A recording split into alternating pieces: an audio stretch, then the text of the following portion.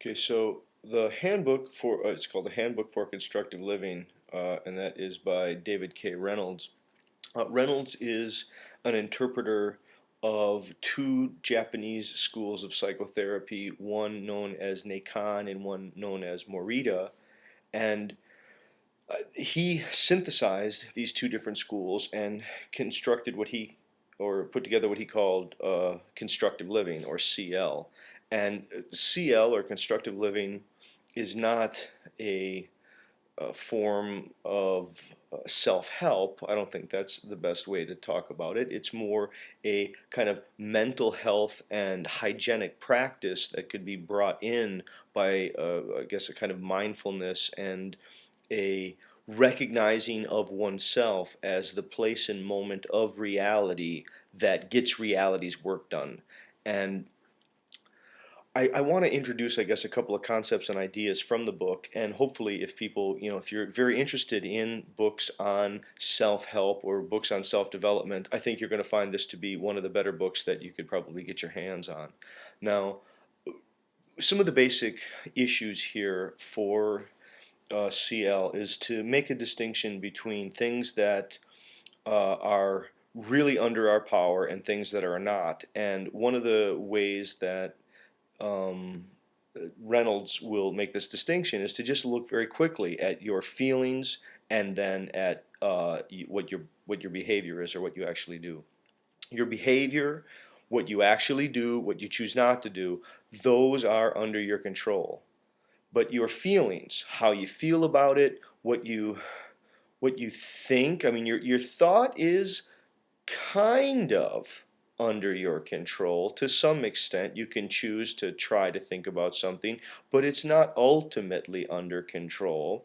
Your emotions are even less under your control. I mean, how you feel about things, you can't directly will that. But the problem starts to become when we, and in their term would be shinky shitsu, right? Well, if we get a little shinky, you start to get shinky, or you get shinky shitsu moments where you become preoccupied, you worry, and you worry so much that maybe you start to let your feelings become the center of your experience. I think many people today are caught in a kind of desire for self-help books, desire for improvement, because they want to be happy all the time. They want their emotions to somehow be how they want them to be, rather than realize you can't really control your feelings. The best you can do is do what needs to be done. The task is to be able to open your eyes, look around, and see what needs to be done. My guess is if you look around right now, look around your room, look where you are, and you will see that there is reality itself calling for things that need to be done. The question is, are you doing what needs to be done? You don't do it in order to get your feelings right. See, I think so many people are caught in a cult of feel good. They want to feel a certain way, and now everything else is caught in that enslavement to wanting to feel that in a particular way. There's a great story that Reynolds tells in here, where he says, it's not important that you feel like cleaning your toilet. It's enough that the toilet gets cleaned. Yeah, I think some people, it's almost like they have to have a pep talk to get themselves to feel like wanting to do things. There's often times where you're not going to want to do something. You're going to feel like not doing it. That's not a reason, though, to not do it. You do it anyway, because you can't control your feelings, but you can control what you do. That's the whole point of constructive living, right?